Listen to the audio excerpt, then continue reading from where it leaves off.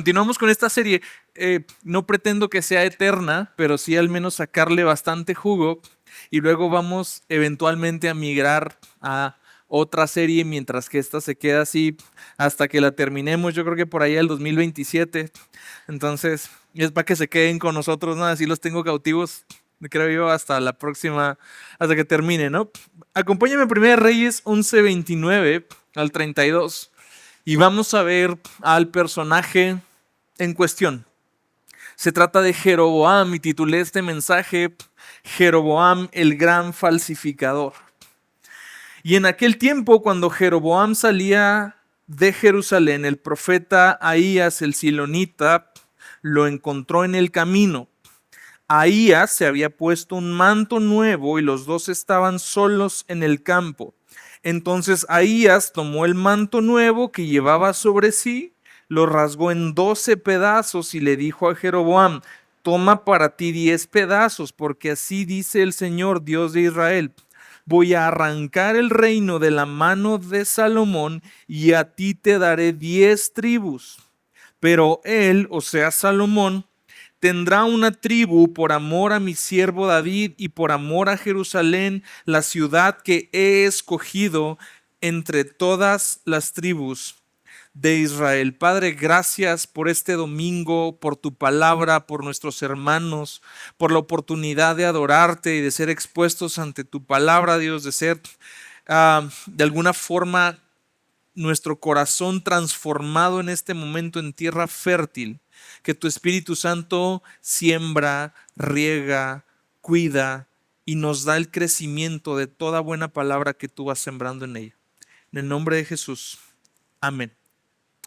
Sabes, yo no sé tú, pero haciendo como un sumario de mi vida, me doy cuenta que normalmente aprendo más por ejemplos que por lecciones. Desde pequeño me retumbaban mucho los ejemplos que daba mi abuelita, los ejemplos que daba mi mamá, los ejemplos que recibía del mundo. Y creo que normalmente es así. Aprendemos más por el ejemplo de, hey, mira lo que le pasó a él, te puede pasar a ti también. Entonces el ejemplo de X se convierte al mismo tiempo en el ejemplo que yo necesitaba para saber lo que sucede en tal situación. Y bueno, habemos de todo, algunos nos sirven más los ejemplos, otros son más empíricos, y por empíricos me refiero a te tienes que ir a dar de topes, ¿no? Para entender, ¿verdad? Se respeta también cada quien. Y no es que nunca me haya dado de topes y he aprendido lecciones, pero cada vez que voy y me tumbo los dientes, metafóricamente hablando, por hacer una tontería, recuerdo, si hay un buen ejemplo, entonces no necesitaba la lección. Pero gracias a Dios en la palabra encontramos grandes lecciones a través de grandes ejemplos. Y así como le dice Pablo a los Corintios, todas las cosas que fueron escritas para nuestro ejemplo. En cada uno de estos reyes encontramos ejemplos buenos y ejemplos malos, pero de todos se aprende. La historia que estamos por ver es justamente un mal ejemplo. No tiene un buen desenlace. No es la historia que todos quisiéramos escuchar. Jeroboam es el rey del que todos nos hubiera encantado escuchar, que se convirtió en lo que estaba destinado a ser. Acompáñame, bueno, primeramente quiero ponerte el mapa de la predicación. Ahora, como si fuera película de Tarantino, me gustó dividirlo en capítulos, porque la historia es tan amplia que no me daba para puntitos. Entonces, cada capítulo nos da justamente un evento importante en el desarrollo de la vida de este hombre. Vamos a 1 Reyes 11:26 al 28 para entrar ahora sí en materia y en contexto del personaje de ahorita. Jeroboam, hijo de Nabat, un efrateo de Sereda, cuya madre, una mujer viuda, se llamaba Serúa, era siervo de Salomón y se rebeló contra el rey. Rapidito, el escritor de Primera de Reyes nos da una semblanza súper corta, pero súper eficiente para que tú y yo podamos entender con quién estamos tratando ahorita. Te digo que Jeroboam es la clase de persona de la que nos hubiera encantado escuchar que termina bien, porque es un tipo que viene desde abajo.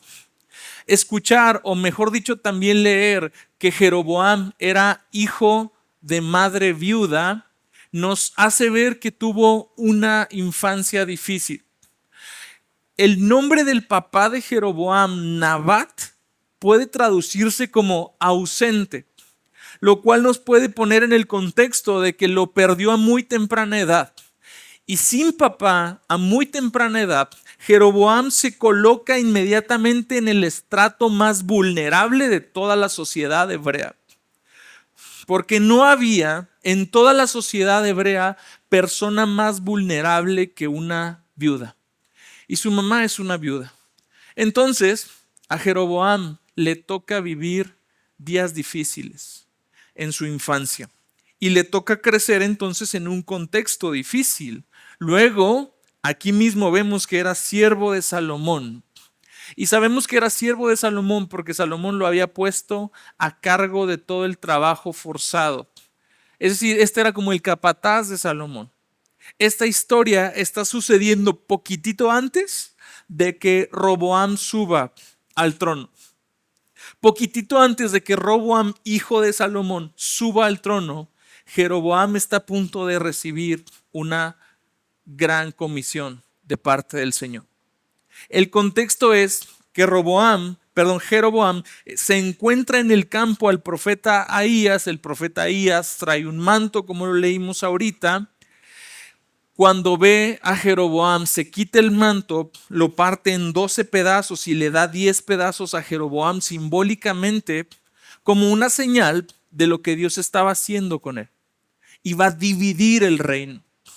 A partir de ahorita vemos a Israel como un reino dividido. A partir de ahorita, cada vez que tú escuches Israel, no hablo de toda la nación, hablo de las 10 tribus que quedaron al norte.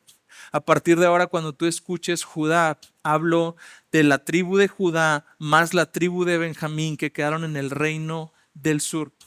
Y así va a ser a partir de ahora y durante toda la historia de Israel. Así permanece el reino dividido hasta la actualidad. ¿Hasta cuándo?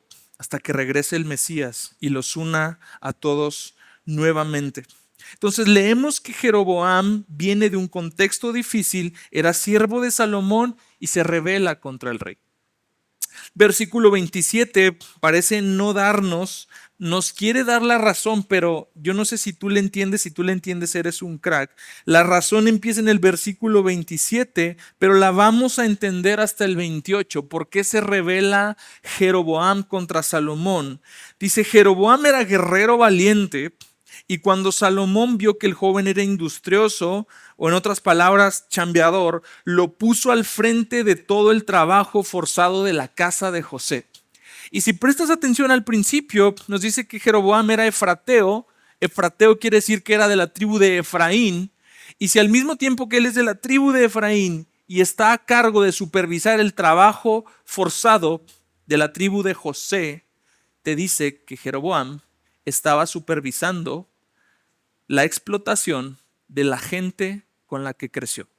Sus propios hermanos, su casa, su tribu, su raza.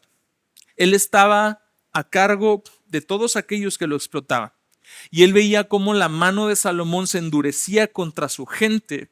Y yo creo que eso fue provocando algo en el corazón de Jeroboam, en el que finalmente se hartó de Salomón y lo botó y terminó huyendo a Egipto porque Salomón lo quería matar. Entonces, ya nos estamos enterando de que Jeroboam es todo un personaje. Es toda una fichita. Un pasado difícil, un carácter difícil. Con todo eso, el Señor le da la misma promesa que a David. Lee conmigo versículo 37 y 38 de 1 Reyes 11. Y a ti te tomaré y reinarás sobre todo lo que desees, y serás rey sobre Israel. Y sucederá que, ojo aquí con las condiciones del pacto, si escuchas todo lo que te ordeno y andas en mis caminos y haces lo recto delante de mis ojos, guardando mis estatutos y mis mandamientos como lo hizo David mi siervo, entonces estaré contigo y te edificaré una casa perdurable como la que edifiqué a David, y yo te entregaré Israel. Quiero que prestes especial atención a la promesa que Dios le da, porque me encanta que cuando Dios dice que Él no hace acepción de personas, es neta, Él no hace acepción de personas. Y aquí tienes a un tipo que, a diferencia de Saúl, no viene de una familia noble, acaudalada, acomodada como la familia de Saúl. Este es un tipo que viene desde abajo. Jeroboam no es un tipo quizás virtuoso como David, que al menos todavía David tenía a su padre con él. Jeroboam viene de trabajar. Jeroboam viene de abajo. Y el tema es que cuando Dios no hace acepción de personas, implica que no solamente Él nos da las mismas oportunidades y traza el mismo propósito excelente, no el mismo en el sentido de que vamos todos hacia el mismo objetivo, pero sí vamos en la misma dirección, traza un propósito excelente para Él, no importando ni su pasado ni su carácter. Esa es la forma en cómo Dios escoge a su gente, amados. Y esa es la forma en cómo Dios nos escoge a nosotros. Pura gracia. ¿Qué hay bueno en Jeroboam como para decir este es el indicado para ser el primer rey del reino del norte? Nada. Sí, algunas virtudes, tenía que tener algunas. ¿Qué hay de bueno en nosotros para que Dios nos haya elegido? Nada. Todos somos obra en proceso, todos somos en mayor o menor grado un trofeo de la gracia de Dios. Y en su gracia Dios toma personas comunes y corrientes y los pone en la antesala de propósitos excelentes. ¿Qué es lo único que pide Dios de ti? Lo mismo que pidió de Saúl, de David y de Jeroboam. Es lo mismo que Dios sigue esperando de aquellos que Él elige. Número 1, oír.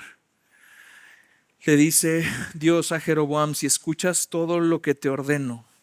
Oír, shamá en hebreo, una escucha inteligente y activa. No solamente recibo el mensaje, lo entiendo y en base a lo que entiendo lo ejecuto tal cual Dios lo pidió de mí. Otra palabra que es importante: andas en mis caminos. El verbo halak en hebreo no solamente indica el tránsito y el transporte de un lugar a otro. Halak es andar con Dios en intimidad. Y aquí viene la palabra clave: una absoluta fidelidad. Fidelidad a Él. Halak, entonces, no es un camino incierto, es una fidelidad de ir de la mano con la presencia de Dios. Y la recompensa que el Señor le promete a Jeroboam es todo lo que tú y yo podemos desear en la vida. Número 1, yo estaré contigo. Amado, es hermoso todo lo que Dios nos puede dar, pero de la lista de todas las cosas que Dios me puede dar, hay una cosa que yo no puedo negociar y yo no puedo ponerla en un lugar que no sea el primero, que no sea la presencia de Dios. Lo primero que Dios le promete a Jeroboam es: yo estaré contigo. ¿Sabes? Cuando el Señor Jesús llama a sus apóstoles, Marcos 3:14 nos dice que los llama para dos cosas: para estar con Él y para predicar. Antes que la misión, antes que el fruto y antes de lo que escurre, antes de la miel que escurre, de los beneficios, de la gracia y del caminar con Dios, está la presencia de Dios. Y Dios semblantea que lo más importante para ti, para un rey, para este rey, para cualquier líder o para cualquier persona, es la presencia de Dios. Yo estaré contigo y como consecuencia del pacto presente, entonces yo voy a preservar tu casa. Qué gran promesa recibe un hombre tan común y tan corriente como tú y como yo. Qué hermosa promesa recibe una persona quebrada, una persona con un pasado atribulado y difícil y con un corazón rebelde. Sí, porque ese es justo el estado en el que Dios nos toma. Dios conoce exactamente de dónde venimos y cómo somos en función de donde venimos. Aquí el tema es qué tanto tiene nuestro pasado de nosotros. ¿Te tiene tu pasado a ti o Dios te tiene a ti? ¿Te tiene ay, es que siempre he sido cabezón para entender y así voy a ser siempre? ¿O Dios puede tomar ese corazón cabezón y transformarlo en un corazón sabio, entendido y prudente para su gloria? Ese es todo el tema y de eso se trataba todo el propósito de Jeroboam.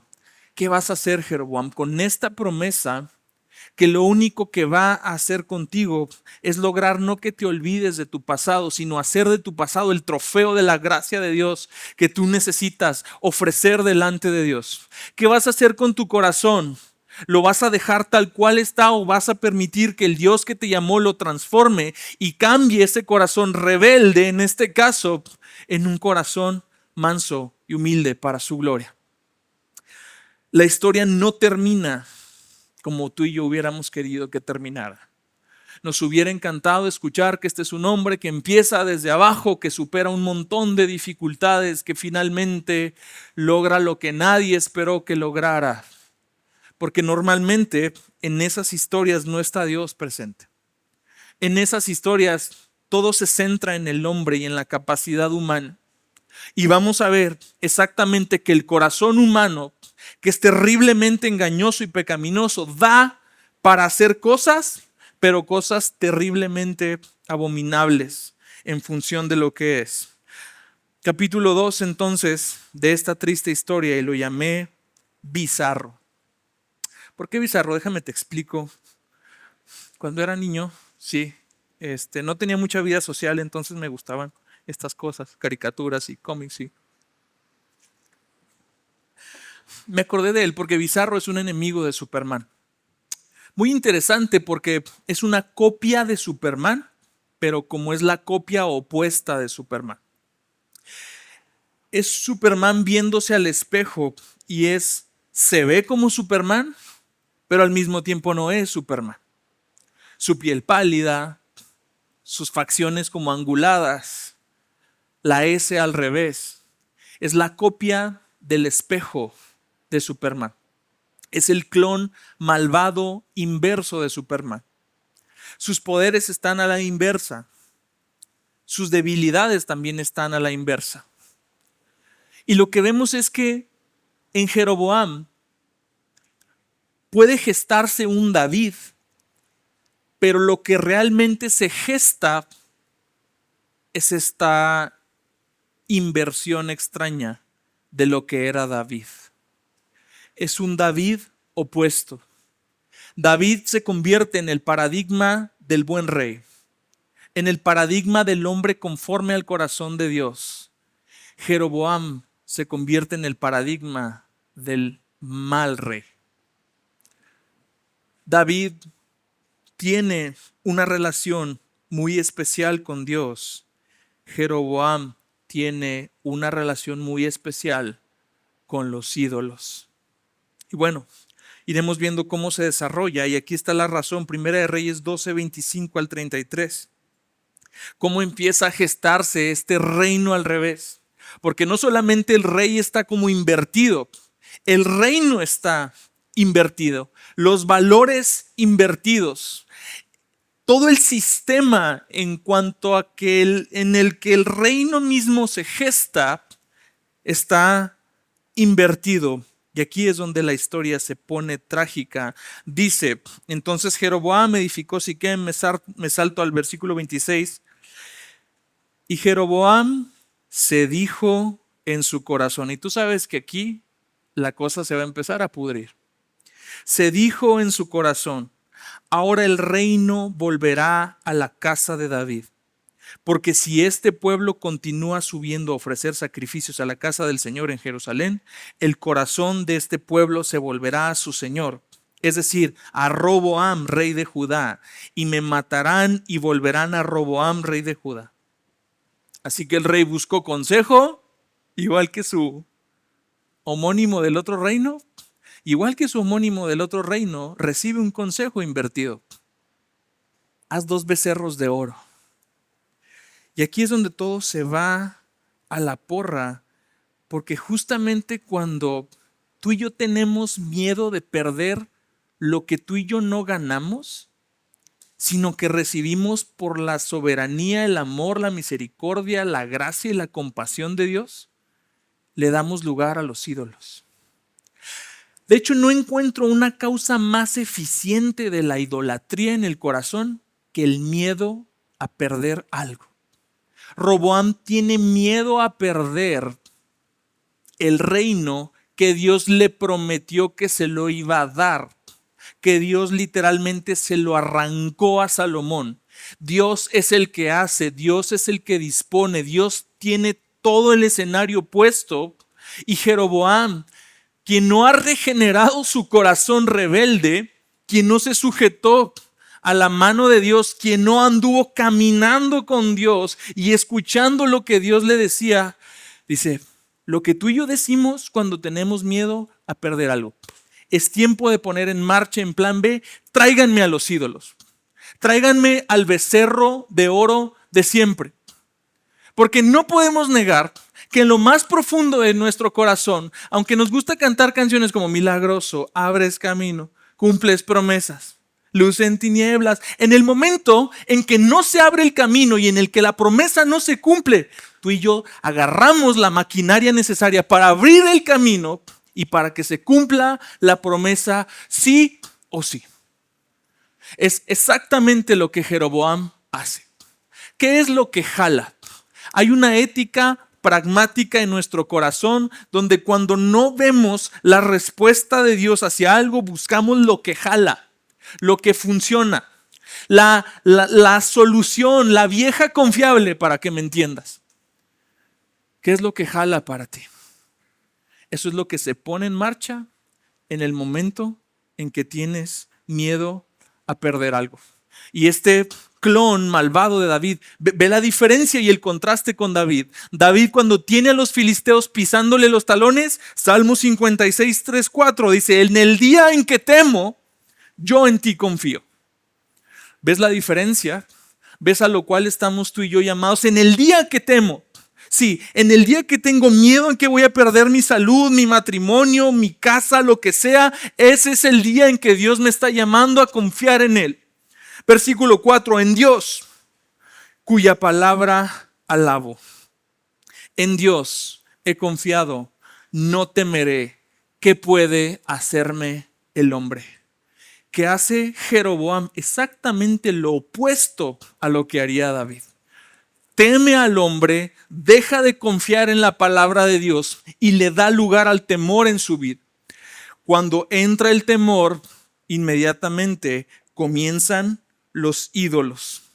En el matrimonio y la familia, una persona que tiene miedo de perder a su cónyuge, en lugar de acudir a Dios en oración, entonces se aferra al control. Entonces revisa el teléfono, revisa los correos, revisa los mensajes, empieza y da luz a los celos.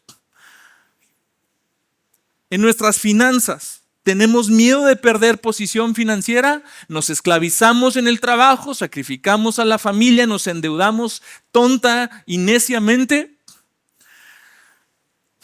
En la iglesia sucede también. Nada distorsiona más iglesias como el miedo a se me va a ir la gente. Se me va a ir la gente. Pastores y líderes entonces suavizan el mensaje, lo adaptan a la gente y dale al pueblo lo que el pueblo quiere. Tengo miedo de perder mi salud o mi apariencia física, entonces me meto en cirugías, me meto en temas externos, dietas rigurosas y no sé. Me hubiera encantado traer la imagen de Zac Efron, ya ven cómo estaba como bonito de niño y luego ahorita se puso, parece camarón o langostino.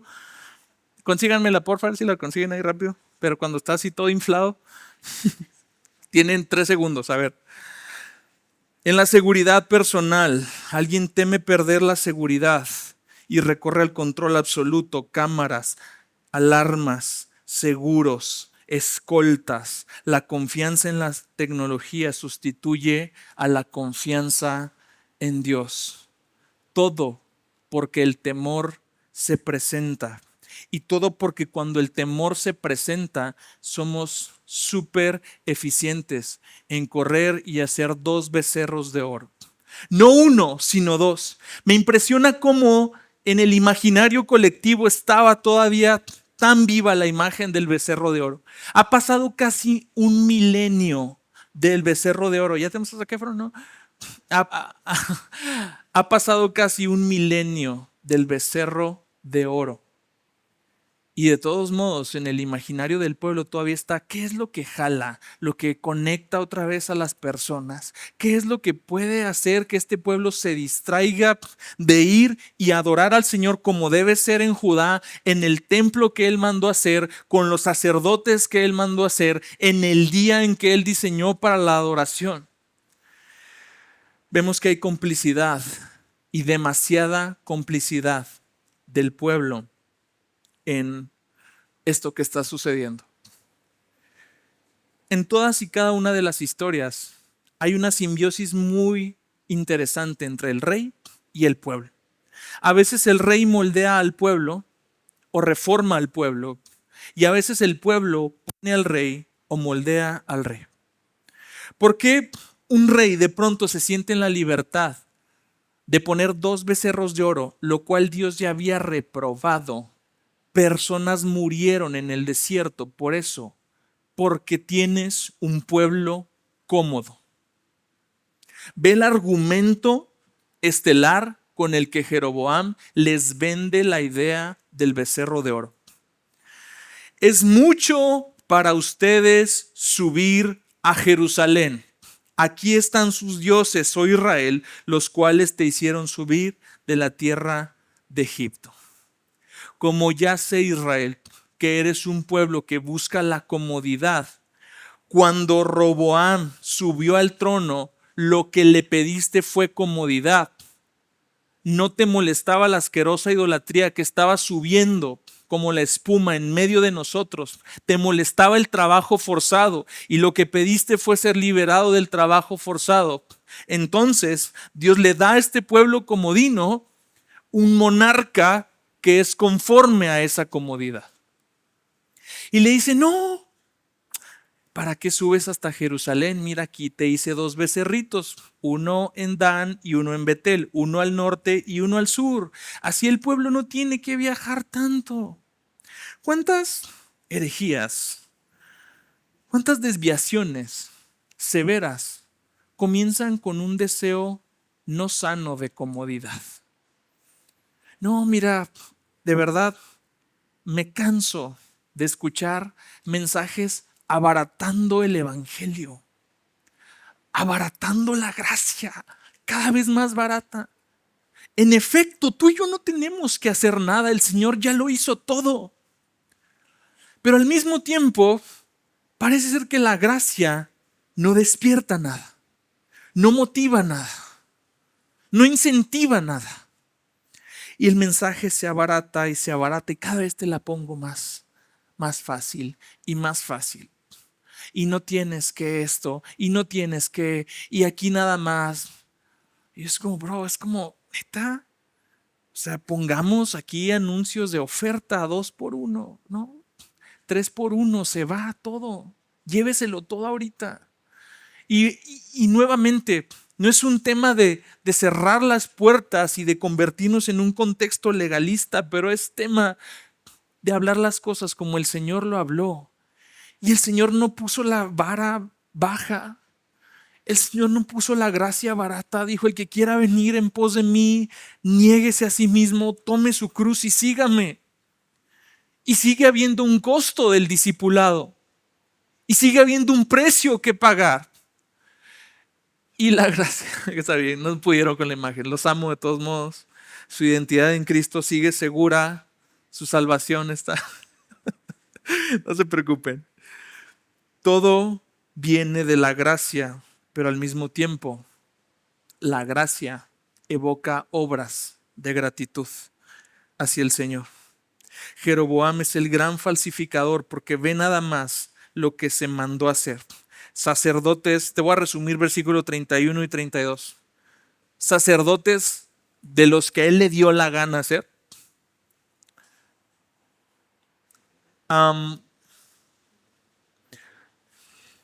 Los becerros de oro, claro, está omitiendo eso. ídolos falsos y fiestas falsas. Dice, Jeroboam instituyó una fiesta, versículo 32, en el mes octavo, en el día 15 del mes, como la fiesta que hay en Judá, y subió al altar. En Judá se celebraban la fiesta de los tabernáculos o de las enramadas. Él hace su fiestita fake y dice, mira, acá en el reino del revés, esta es la nueva fiesta. Y acá adoramos al Señor así, como nos da la gana, no como Él pide ser adorado, como nuestra comodidad lo dicta, como nuestra conveniencia nos invita y lo reclama. Así adoramos al Señor en el reino del revés. ¿Te acuerdas que David fue y se mandó traer el arca desde la casa de Obed-edom? Tremendos problemas, Usa tocó el arca, se murió, David se frustra, luego busca al Señor, dice, así se transporta el arca. David trae la adoración correcta, la va a traer de donde estaba el arca y olvidada y la pone en el lugar correcto. Jeroboam toma la adoración correcta y la hace trizas, la desvía y la pone, y lo peor de todo es que el pueblo se dirige hacia ella sin titubeos. El pueblo va en pos de la adoración. ¿Sabes cuál es el peligro hoy en día? No es que abandonemos la religión. Somos seres profundamente religiosos. Como te lo he dicho tantas veces, tú y yo vamos a terminar eventualmente adorando algo o a alguien, hincándotele a algo o hacia alguien. Persona, imagen, idea, qué sé yo. Somos seres profundamente religiosos y hay afectos religiosos en nuestro corazón que nos hacen reaccionar. Bueno, el problema entonces no es que dejemos la religión, el problema es falsificarla y que vayamos en pos de los ídolos y de lo falso y de la conveniencia. El problema es que la adaptemos a nuestro gusto. El problema es que la hagamos una cuestión cultural o políticamente correcta. El problema es que nos convirtamos en el símil del pueblo de Israel, que estaba dispuesto a seguir a este rey en su locura solamente porque era más cómodo y menos demandante. El problema es que muchas falsedades comienzan con una oferta de mayor comodidad. ¿Y sabes qué pide a gritos la iglesia evangélica hoy? Comodidad. No me molesten, no me toquen, no me disipulen, no me digan. No, yo quiero aplastarme en mi sillón y ver una transmisión desde la comodidad de mi casa, o quiero sentarme en mi iglesia, consumir iglesia y nada más. No hay discipulado, no hay vida en comunidad, no hay servicio en la iglesia. Es el altar al Baal de la comodidad.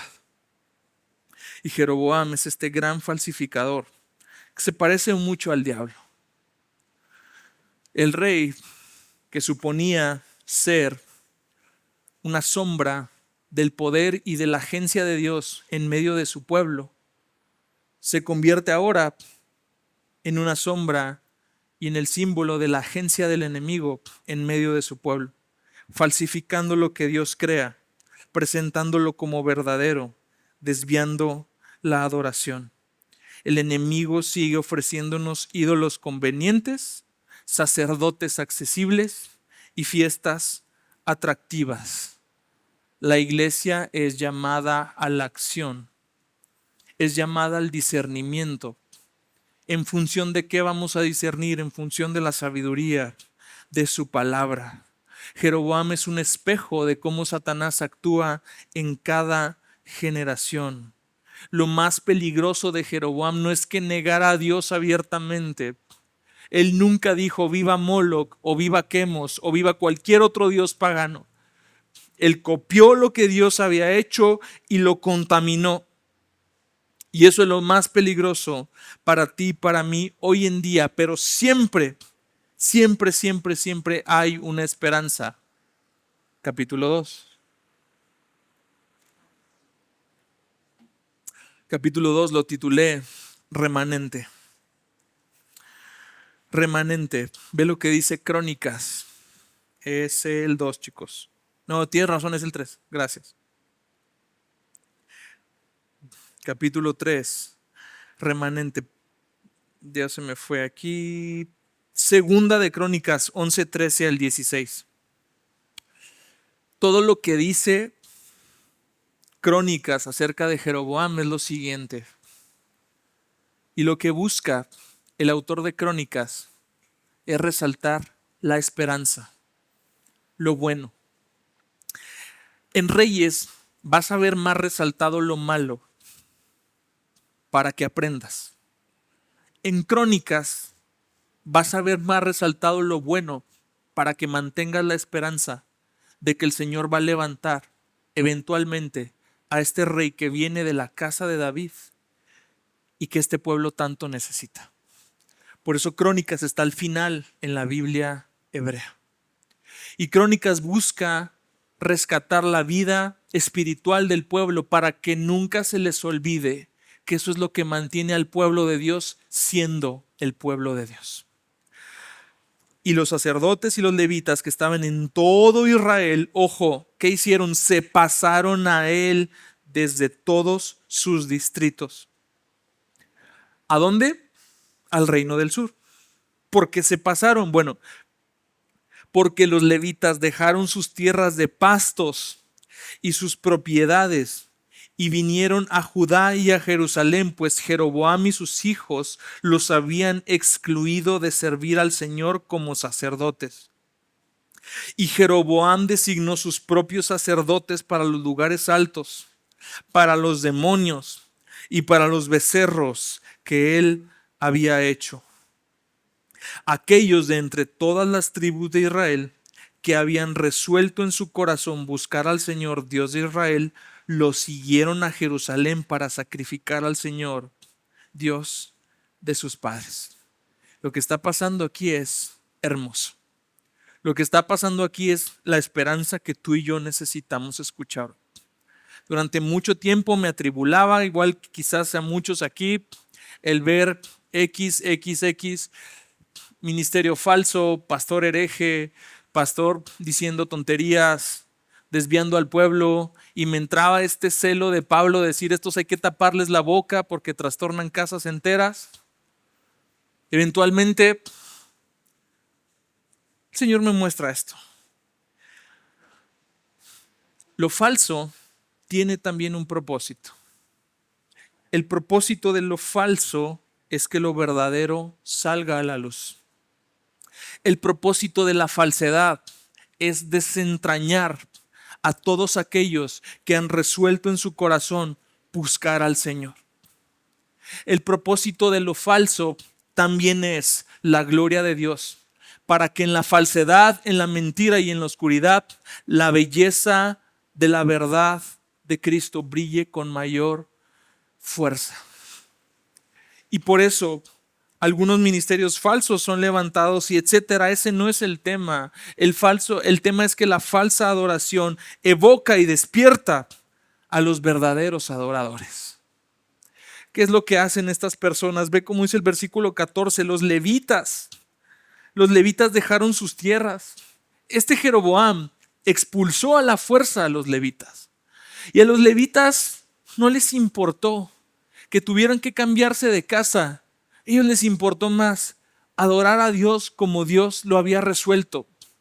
En medio de toda esta comodidad y en medio de toda esta falsedad, hay un remanente que se levanta y dice, no me importa si tengo que dejar casa, no me importa si tengo que dejar aquí las tierras de pastos que he cultivado, el ahorro de toda mi vida, yo busco una adoración auténtica. Y juntamente con los levitas, ve cómo el 16 dice, aquellos de entre todas las tribus de Israel que habían resuelto en su corazón buscar al Señor Dios de Israel, lo siguieron. Siempre hay un remanente. La gran esperanza por quien viene el Señor, sobre quien viene a reinar, es un remanente. A veces el leer cosas como muchos son los llamados, pero pocos los escogidos, nos trae temor, como si de pronto tú y yo nos fuéramos a sacar en la rifa el, ¿sabes qué? Tú eres llamado, pero no escogido, gracias por participar allá, al lago de fuego, ¿no? La idea siempre es la misma a todo lo largo y ancho de la Escritura. Siempre hay un remanente.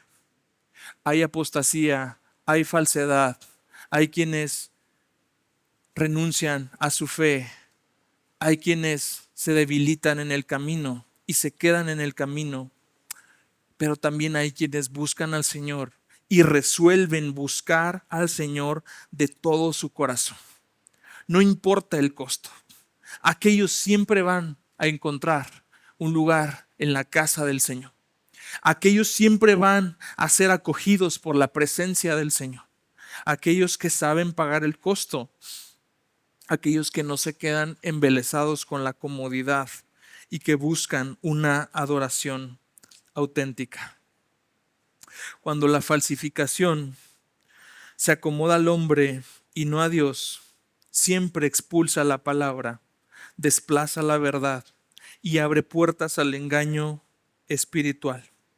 ¿Qué es lo que tenemos que hacer? Determina en tu corazón buscar al Señor y adorarlo como Él desea ser adorado. Esto nos invita a tomar una acción. ¿Aceptaremos lo falso o vamos a buscar lo verdadero? ¿Aceptaremos los dioses que hemos construido para nuestra comodidad o vamos a abandonarlos en busca del único Dios verdadero? ¿Sabes cuál es el secreto de toda la debacle de Jeroboam? Un día Dios dejó de ser suficiente. Un día lo que Dios dijo no se cumpliría. Un día lo que Dios dijo ya no significaba nada. Un día pudo más el temor a perder un reino que no merecía y que no hizo nada para merecer y que le vino del cielo, que la presencia del Dios mismo que lo puso en ese reino. Cuidado con el abrazar las promesas más que al Dios que nos da las promesas. Cuidado con el abrazar las bendiciones más que al Dios de cual viene toda buena dádiva y todo don perfecto. Cuidado con aferrarnos y sentarnos a las cosas que van y vienen en lugar de buscarlo a Él, sabiendo que el mayor regalo y el mejor regalo es que Él estará con nosotros. Capítulo 4. Señales. Primera de Reyes 13, 1 al 4. Sucedió que un hombre de Dios, un profeta, fue desde Judá a Betel por palabra del Señor. Cuando Jeroboam estaba junto al altar para quemar incienso, esto te dice que Jeroboam ya se le había botado tanto la canica que ahora él mismo hacía funciones sacerdotales. Y el hombre de Dios, ojo con esto, clamó contra el altar por palabra del Señor y dijo: oh altar, altar, así dice el Señor, a la casa de David le nacerá un hijo que se llamará Josías, y él sacrificará sobre ti a los sacerdotes de los lugares altos que queman incienso sobre ti, y sobre ti serán quemados huesos humanos. El ministerio profético que nace en la época de los reyes tiene por objeto convertirse en un ministerio de llamar a cuentas a los reyes. El profeta cuya fórmula siempre era así dice el Señor, habla un mensaje de parte del Señor, un mensaje que tiene una implicación ahí inmediata, con el contexto inmediato de lo que está pasando, siempre en un tono que es confrontativo. El profeta no era para nada popular. Muchos de ellos fueron asesinados brutalmente porque el profeta hacía esas cosas. El profeta de verdad hace esas cosas. Y vamos a ver que inclusive en el reino del revés que está pasando aquí, hasta el ministerio profético también se ve contaminado por la falsedad. Pero no me quiero desviar. El profeta habla en contra del altar. No habla en contra de Jeroboam, habla en contra del altar. Habla en contra del sistema falso que se había creado. Acto seguido, después de hablar en contra del sistema, versículo 3 nos dice que el altar se rompe inmediatamente. Después de que habló, dice: el altar se romperá y las cenizas que están sobre él se derramará. Paz. Dios, quien cuida a su gente, Dios quien está a cargo de su creación, nunca va a permitir que lo falso prospere a un grado mayor de lo que Él ha permitido que prospere. Una vez que se manifiesta lo verdadero, el Señor viene a llamar a cuentas a la falsedad. Y el Señor va a venir a quebrantar, inclusive en nuestras vidas, sistemas de adoración falsos que tú y yo hemos levantado para nosotros mismos. Sí, la realidad es que aún dentro de nuestro corazón hay altares que necesitan romperse. Hay momentos de quebranto en nuestra vida donde la palabra del Señor es clara. No es contra ti, es contra el sistema que has construido. No es contra ti, es contra los becerros. Es contra todo lo que ha venido y toda la falsedad y toda la desviación que le han seguido a los becerros que nosotros levantamos. Y el quebranto, como lo dice C.S. Lewis, es el megáfono de Dios en un mundo sordo. Y el quebranto se convierte entonces en la herramienta en la cual el Señor señala lo que ya tiene que caducar en nuestra vida. Hay cosas que simplemente ya no deben suceder, que se tienen que romper. Por eso le decía Pablo a Gálatas 2:8, si mal no recuerdo: si yo reedifico lo que en otro tiempo destruí, entonces me convierto en transgresor. Y Pablo se refiere a lo mismo, a un sistema de adoración en base a obras. ¿Qué sistema es el que yo tengo que romper? ¿Qué sistemas he creado? ¿Cómo pretendo relacionarme con Dios de una forma en que Él no aprueba y que yo sigo queriendo ofrecer incienso sobre un altar que Él ya desaprobó y Él ya quebrantó en mi vida, pero yo aferrado, empecinado sigo y no escucho las señales? Ve lo que hizo Jeroboam. Su dureza era tal. Dice: cuando el rey oyó la palabra que el hombre de Dios había clamado contra el altar de Betel, extendió su mano desde el altar y dijo: préndanlo. Pero la mano que extendió contra él se quedó rígida, de modo que no podía volverla hacia sí. Dos señales: un altar roto, que simboliza un sistema de adoración que tiene que quebrantarse, y una mano endurecida, símbolo de lo que está sucediendo en el corazón de Jeroboam. En lugar de romperse, como su homólogo David, al cual fue llamado a imitar, hizo con la voz del profeta Natán, se endurece. Amados, hay dos clases de respuestas ante la palabra de Dios.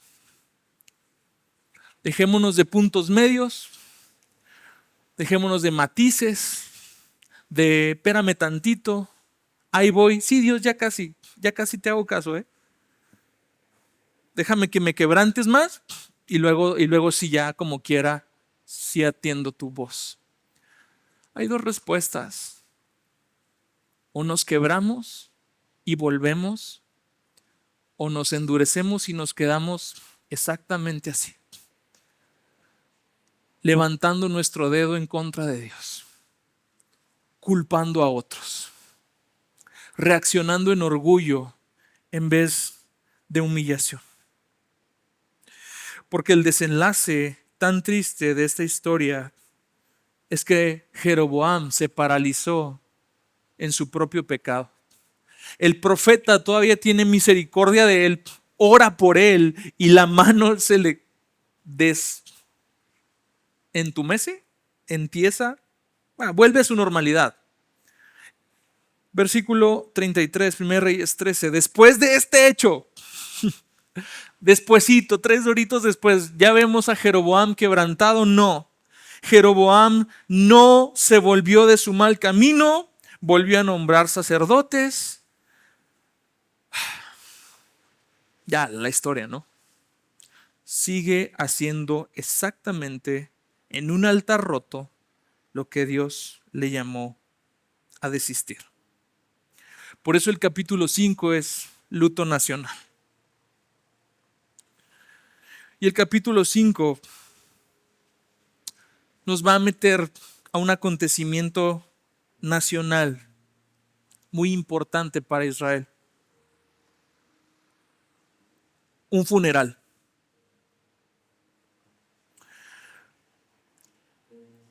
Creo que el pecado más grande de Jeroboam lo vamos a encontrar en el versículo 9. Déjame leerte desde el 7, Primera de Reyes 14. Ve, dile a Jeroboam, este es otra vez Dios, al profeta Ahías.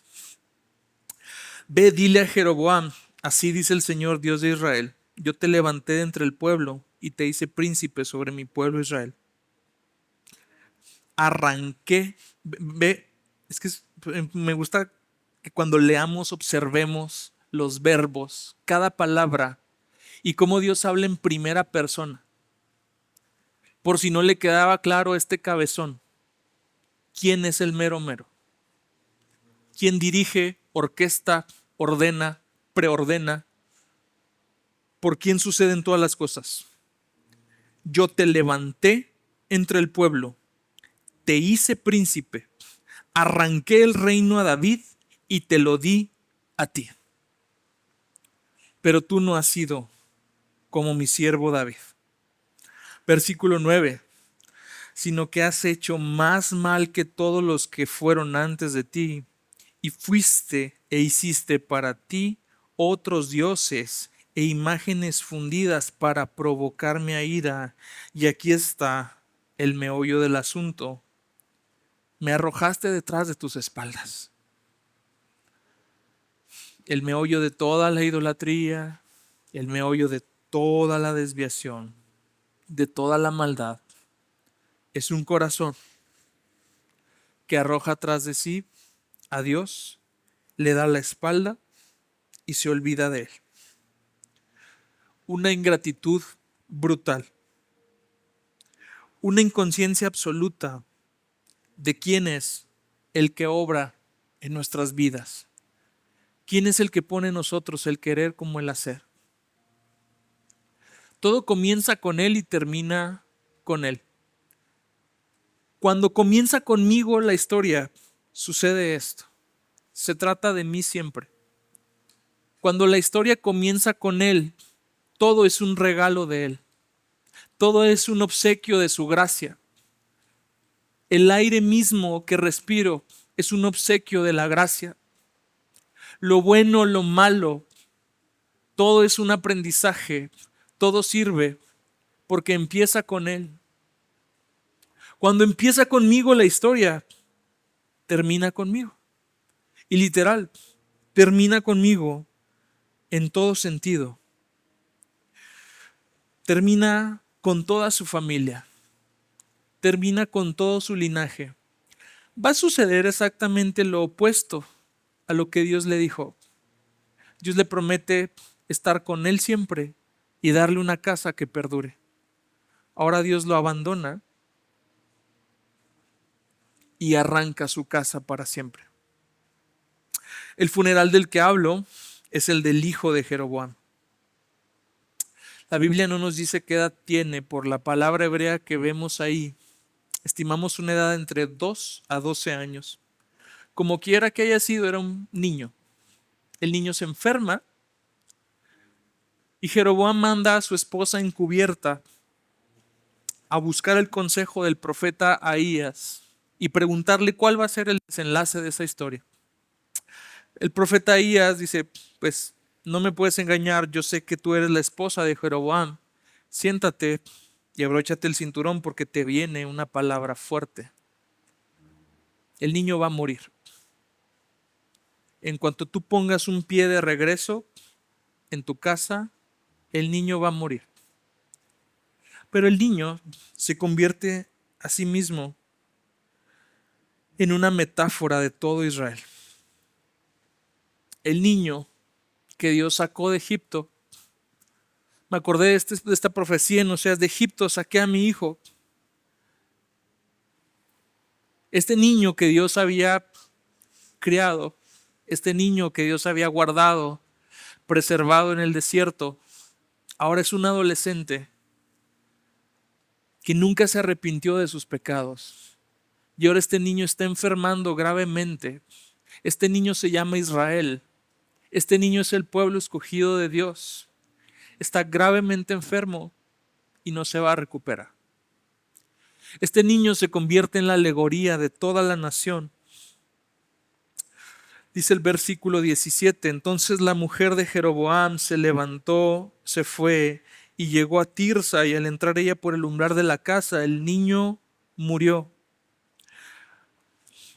El versículo 16 nos dice, él abandonará a Israel a causa de los pecados que cometió Jeroboam y con los cuales hizo pecar a Israel. El versículo 15, el Señor siempre está hablando de Israel. Nos dice, el Señor pues herirá a Israel como se agita una caña en el agua, y él arrancará a Israel de esta buena tierra que dio a sus padres y los esparcirá más allá del río Éufrates, porque se han hecho sus aceras, provocando a ira al Señor. Dios está hablando de Israel al mismo tiempo que les dice el destino del niño. Y el destino es que esta nación eventualmente iba a ser arrancada del lugar de donde Dios la sembró y esparcida más allá del río Éufrates. ¿A qué quiero llegar con esto? Hay consecuencias brutales cuando tú y yo persistimos en la dureza de nuestro corazón, adorando falsamente al Señor. Hay consecuencias que no vamos a vivir ahorita, pero probablemente terminen siendo consecuencias que nuestra familia herede. Y no por cuestión de una maldición, por cuestión simplemente de una conducta aprendida y replicada por años. El destino de nuestras decisiones siempre va más allá de nosotros. Pero esto también nos da esperanza, porque también nuestras buenas decisiones pueden generar cambios en nuestro entorno. Hay una cosa que siempre me taladraba la cabeza cuando escuchaba estos ejemplos de niño. No te conviertas en el que usan para ilustrar el mal ejemplo.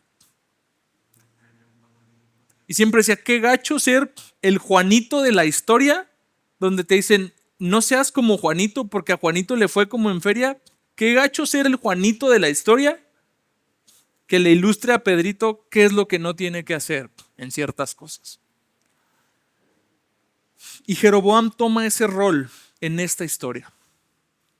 Jeroboam toma el rol de convertirse justamente en el ejemplo nefasto del cual todos quisiéramos huir. Pero al mismo tiempo nos da esta esperanza y esta comodidad en Cristo de saber que en Cristo tú y yo no podemos equivocarnos tanto como Él. Gracias a Dios por Cristo Jesús y por este Rey verdadero que nos muestra una adoración correcta y que no dice, no es en este monte ni es en aquel, es en espíritu y en verdad como el Señor quiere ser y espera ser adorado. Es este Rey bueno que se entrega por nosotros para que tú y yo no repitamos ese destino. Es ese Rey que ya en el trono sigue intercediendo por nosotros para que tú y yo no repitamos ese destino. Es ese Rey que cuando tú y yo de verdad la embarramos y nos desviamos bien cañón, ya no nomás es sacerdote, es abogado. ¿Nunca te has preguntado por qué el Señor es sacerdote, pero también es abogado? Porque Él intercede por nosotros siempre. Pero hay veces que tú y yo necesitamos un abogado delante del Padre. ¿Y sabes cuál es el consuelo de 1 de Juan 1:21? Que abogado tenemos. No necesitas buscarte un abogado. No necesitas ser tú tu propio abogado. Abogado tenemos para con el Padre. Este rey que a diferencia de Roboam no nos desvía, sino que nos encausa todos los días. Nos da la esperanza de no repetir un destino así de nefasto, porque todos los días intercede por nosotros, porque todos los días su Espíritu intercede por nosotros y lo hace con gemidos indecibles. Y no lo hace porque el Padre esté en contra de nosotros, lo hace porque si el Padre se deleita en conceder una oración, es la oración de su Hijo amado. Qué hermoso que mi Rey intercede por mí. Qué hermoso que estos ejemplos son solamente una historia de terror para nosotros, porque sí, aunque llegamos a niveles tan escandalosos de idolatría muchas veces, aunque nos desviamos en nuestros propios altares quebrantados y caducos, abogado tenemos para con el Padre, a Jesucristo el justo. Tenemos a Jesucristo para que tú y yo podamos ver hacia el interior, identificar estos patrones de idolatría, identificar qué tan lejos nos hemos ido, los sacerdocios falsos que hemos construido, los ídolos falsos que hemos construido, las veces en que la conveniencia le ha ganado más a pagar el precio en nuestras vidas. Y gracias a que podemos identificarlos, tenemos la esperanza de que nuestro corazón no se endurezca como el de Jeroboam, porque somos llamados para ser preservados para vida. Así que, amados, si oyes hoy su voz, que no se endurezca tu corazón. Vamos a ponernos de pie y vamos a orar.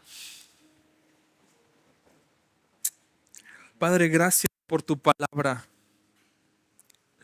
Gracias porque quizás hoy me recordaste cuáles son esos becerros que he levantado para sustituir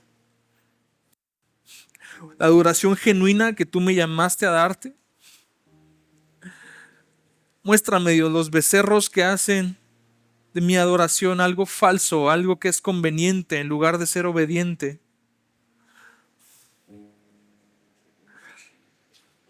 Muéstranos, Dios, aquellas cosas que durante años han representado altares falsos a los cuales seguimos recurriendo. Altares que tú ya quebraste, que tú ya nos dijiste que no es así, pero en nuestra necedad seguimos y persistimos. Dile al Señor, vuélveme a una adoración genuina y profunda de todo mi corazón, de toda mi alma, de toda mi mente. Dios, te entrego esos becerros que yo he construido. Me arrepiento de todas aquellas alternativas que por temor he construido. Me arrepiento de todo aquello que por temor he levantado.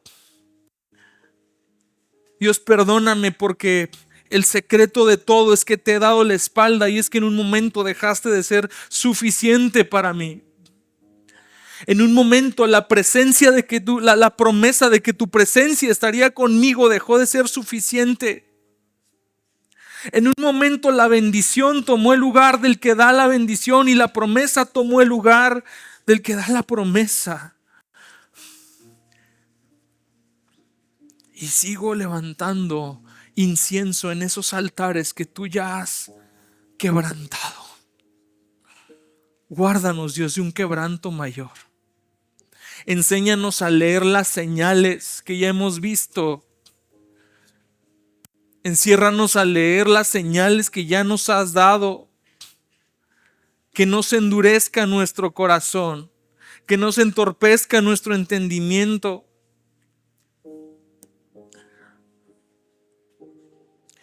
Y vuelve mi corazón a una adoración digna del llamamiento que he recibido.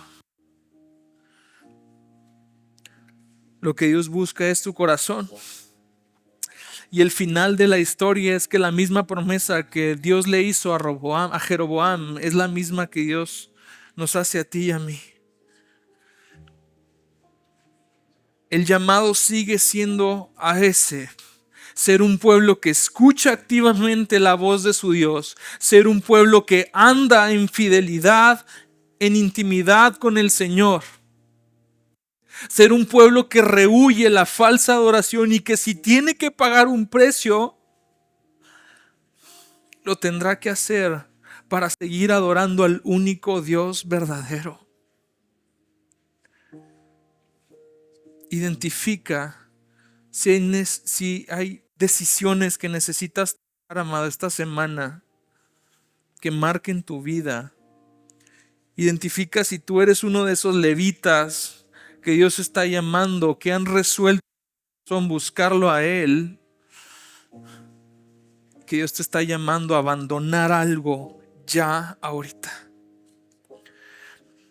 No quiere decir que no vaya a costar, no quiere decir que no lo vayas a extrañar. Pero si has resuelto en tu corazón buscar al Señor, es porque tú has escogido la mejor parte. Es porque sabes que la presencia del Señor es el tesoro más valioso de tu vida y que nada que amenace ese tesoro es digno de mantenerlo cerca de Él.